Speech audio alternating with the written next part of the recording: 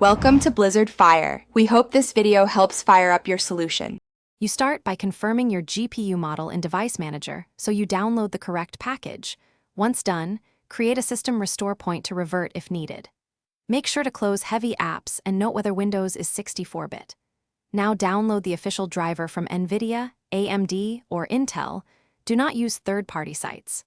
While downloading, right-click the installer and choose Run as administrator when ready. This ensures proper permissions for driver installation. Run the downloaded installer as administrator and pick Custom or Advanced Install to access the Clean Install option, because it removes leftover files that can cause conflicts. Choose Clean Install if you had crashes or graphical glitches. If you rely on specific profiles, note them before wiping. Follow on-screen prompts, allow the installer to replace drivers and components, and then reboot. Restarting completes driver registration with Windows, and after reboot, open Device Manager or the GPU control panel to confirm the new driver version. Test with a game or benchmark to validate stability.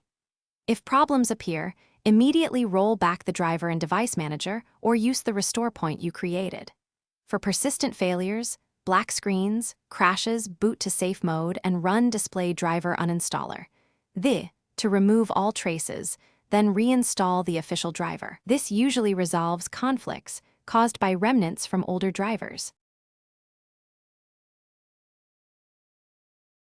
Thanks for watching. If you found this helpful, don't forget to like and subscribe.